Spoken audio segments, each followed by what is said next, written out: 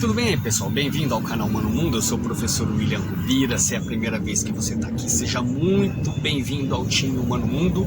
Eu espero que você goste e que você volte. Claro, aqui a gente fala de história, filosofia, geografia, religião, música, ok? Então, conto com sua presença de novo. E se é a segunda, terceira, 10ª vez que você está aqui, meu forte abraço, muito obrigado pela presença de sempre. Galera, hoje o assunto é extremamente pesado. Hoje a gente vai falar da ditadura militar na Argentina, mas não especificamente da ditadura. Dentre todos os horrores que uma ditadura causa para a sociedade, eu quero falar daquele que para mim talvez seja o pior de todos. Tá? Na ditadura da Argentina, mais de 500 bebês foram sequestrados, as suas mães foram assassinadas e esses bebês foram adotados como filhos legítimos de militares, políticos e de famílias da alta sociedade. E de 76 para cá, só 130 foram recuperados pelas suas famílias verdadeiras. Imagina a cabeça de um jovem vendo que o seu pai e a sua mãe, que ele tem um nome, que ele foi criado e educado, da noite para o dia ele descobre que aqueles não são seus pais, que eles são os assassinos dos seus pais, e ele foi raptado. Imagina como fica a cabeça de uma pessoa dessa. Esse é o nosso tema de hoje. Não costumo pedir para você se inscrever no canal no começo, porque eu acho que você precisa mesmo assistir para dar um like, para se inscrever e tudo mais. Mas se durante o vídeo você vê que tá bacana, que tá legal, aí sim você se inscreve e dá o like maneiro. Combinado? Mas lá no final do vídeo eu vou te cobrar. Beleza? Então vem comigo pro canal Mano Mundo, que aqui todo dia é dia de história e hoje é dia deles. Os 500 bebês sequestrados pela ditadura militar argentina. Até já, galera.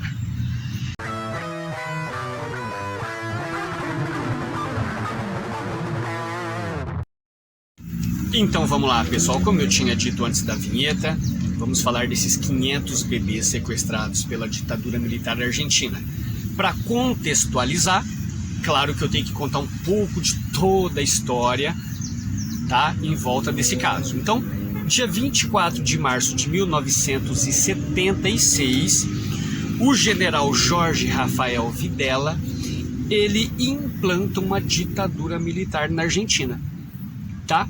Alegando que era necessário combater os horrores da esquerda marxista e que a intenção dele não era implantar uma ditadura militar, mas sim implantar a verdadeira democracia na Argentina. Esse foi o discurso dele. Coisa mais furada do mundo, mas teve quem acreditou.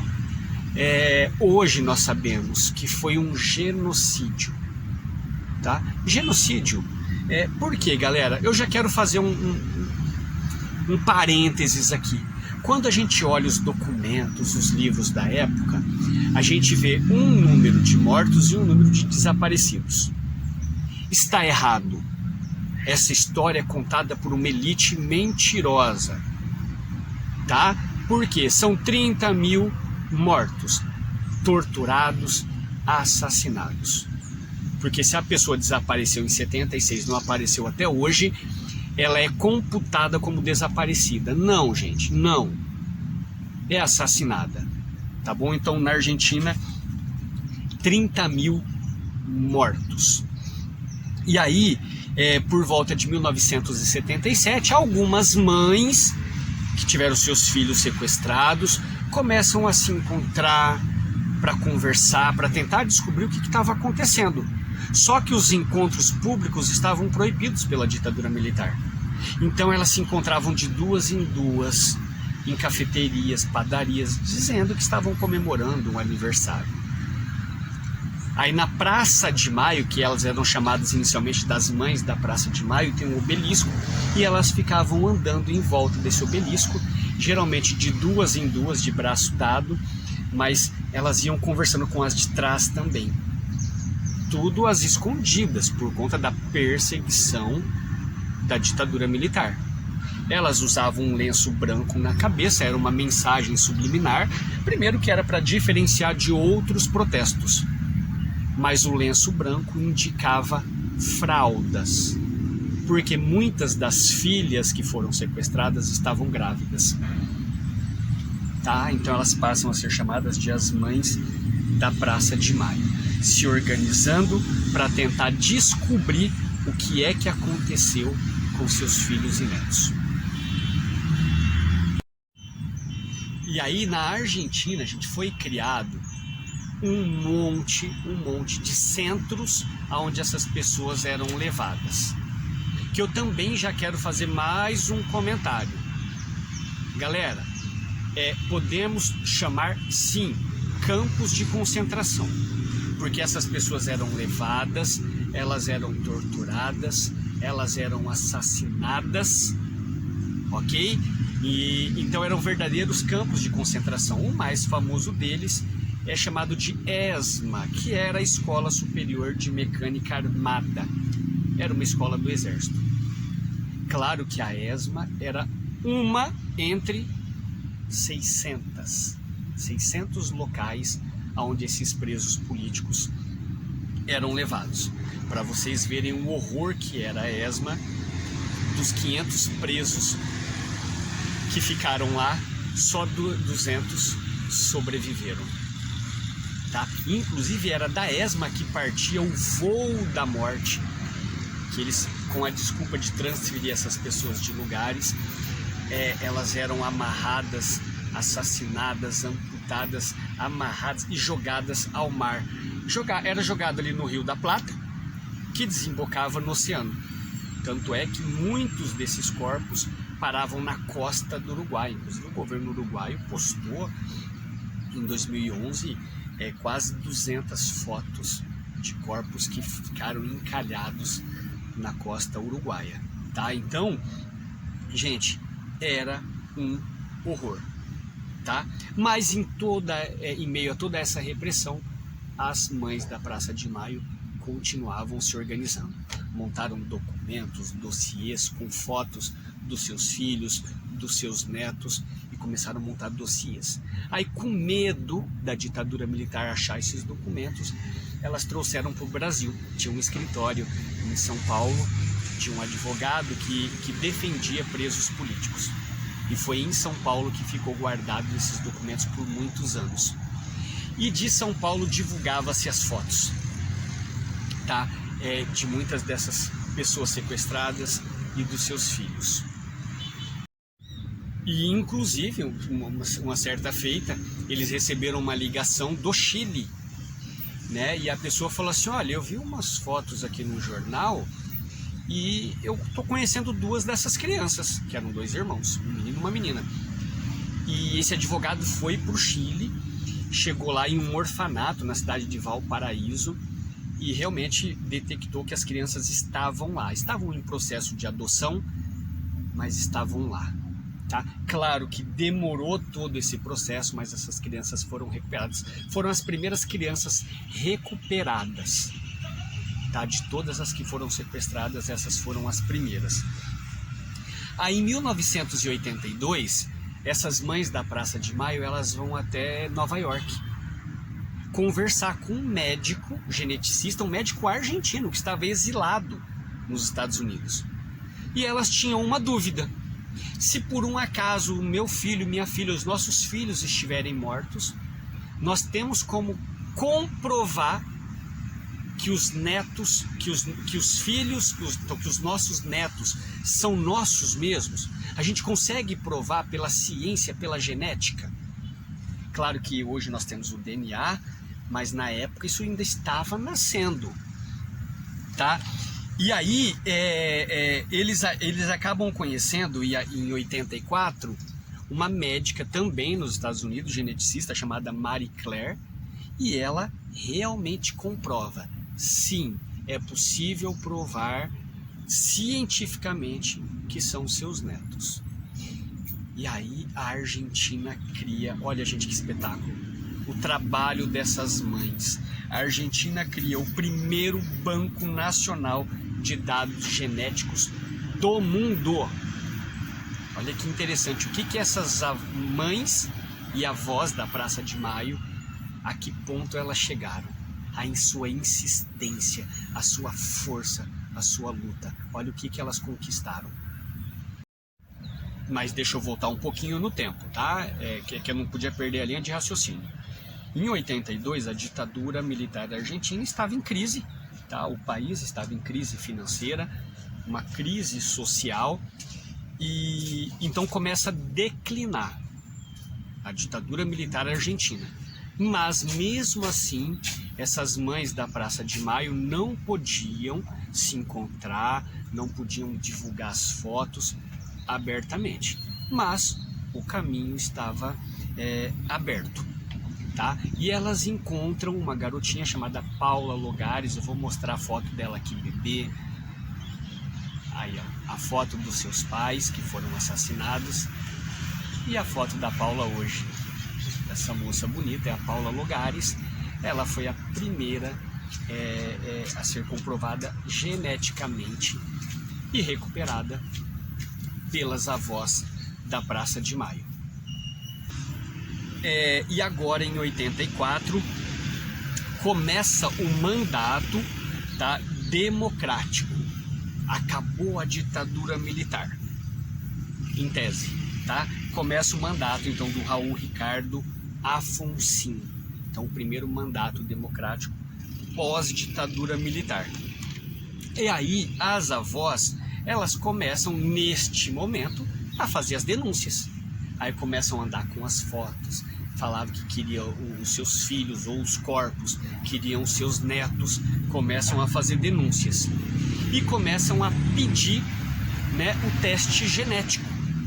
Mas qual que é o problema? 80% dos juízes naquela ocasião tinham sido colocados nos seus postos pela ditadura militar argentina. Então, eles negavam esses testes, porque eles falavam que o teste genético, que era novo naquele momento, não era ainda uma prova científica e fugia da Constituição argentina. Tá? Então, assim, não foi tão simples, tá, disso acontecer. Mas foi em um hospital público chamado Carlos Duran, então aonde tinha esse banco genético, então que a Paula conseguiu ser comprovado que a Paula era uma neta sequestrada, tá? Mas não era fácil. Mas as denúncias já estavam acontecendo. E aí, olha o que acontece. Por que eu falei que na prática a ditadura não acabou? Acabou na teoria, mas na prática não. Porque de 89 a 99, o presidente era o Carlos Menem. E o que o Carlos Menem faz? Ele chega, convoca uma assembleia parlamentar e dá o indulto. Ele anistia todos os militares. Ele dá o perdão por todos os crimes cometidos durante a ditadura militar. Imagina, gente, que horror que era para as mães, para as avós que estavam em busca dos corpos dos seus filhos e dos seus netos. Olha como que era um horror para elas ver o general Videla, o que implantou a ditadura militar, assistindo tranquilamente a uma missa no domingo. Terrível, né? E mais, outros militares davam entrevistas na TV como estrelas. Tá? O Jorge Ortiz, que era chamado de o anjo da morte da ESMA.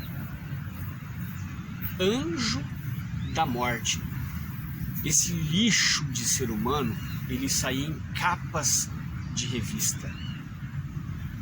Então, entendem que essa anistia a todos os crimes políticos aumentava a dor daquelas mães e daquelas avós. Tá bom? Mas elas não se cansavam nunca e as denúncias só aumentavam. Em 1998, o general Videla ele é preso. Foi uma festa. Ele foi preso pelo sequestro dos bebês, mas ficou só 38 dias preso, depois saiu para cumprir pena domiciliar. A tristeza de novo vem à tona, mas agora já há uma liberdade e essas avós da Praça de Maio começam a fazer campanhas públicas, mostrando fotos e convocando os jovens que tinham nascido de 76 para frente. Elas falavam assim: olha, se você não se enxerga, se você não se vê na tua família, se você não se parece com teu pai e sua mãe, você pode ter sido sequestrado, então nos procure, vamos conversar, vamos nos ajudar. E elas faziam campanhas abertas para trazer jovens ao grupo das avós da Praça de Maio. E essas campanhas, gente, eles criaram músicas, peças de teatro, anúncios para convocar esses jovens. E muitos deles começaram realmente a aparecer para conversar e fazer os testes. E aos poucos netos foram sendo reencontrados. Que lindo, gente, que lindo. Só que aí, em 2003 entre 2003 e 2007, o presidente era o Néstor Kirchner. E o Kirchner, gente, ele já chegou de voadora, ele já chegou batendo. Ele tomou uma atitude nunca vista na história. Ele foi no colégio militar, tá? E lá tinha todos os quadros de todos os presidentes da Argentina. E ele manda retirar o quadro do general Videla e do Bignone, que ele considerava criminosos. Olha que atitude fantástica. E aí começa de novo os julgamentos de todos esses militares, porque ele retira a anistia. Aí sim o negócio fica bacana. E aí, gente, em 2004 a ESMA vira um museu, tá? Obviamente, qual que é a ideia? É não esquecer, é não apagar todos os horrores da ditadura militar argentina. As avós da Praça de Maio, elas também conseguem mais alguma coisa fantástica. Eles conseguem no principal canal de TV da Argentina, em horário nobre, eles passam uma série de 4 documentários de jovens que haviam sido recuperados, eles contando as suas histórias, e eram histórias comoventes demais, né? Tudo para atrair mais jovens. E aí em 2007 a presidente era a Cristina Kirchner. Esses julgamentos ainda continuam. E é assim, só para vocês terem uma ideia, para a gente começar a se encaminhar para o final.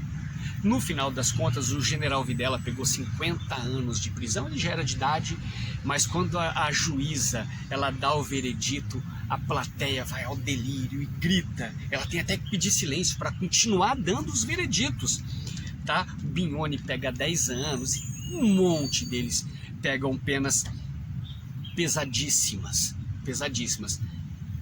Eu vou retirar o que eu disse, não é pesadíssima, pelo que eles fizeram foram penas leves, né? Vamos retirar o que eu disse aqui, que é melhor. Algumas curiosidades, gente. No Brasil tem pelo menos 4 brasileiros que originalmente eram bebês argentinos sequestrados, tá bom? Dos 500 bebês, até hoje só 130 foram recuperados. Aquela questão que eu falei do voo da morte, o Alberto Schelin, ele era do exército.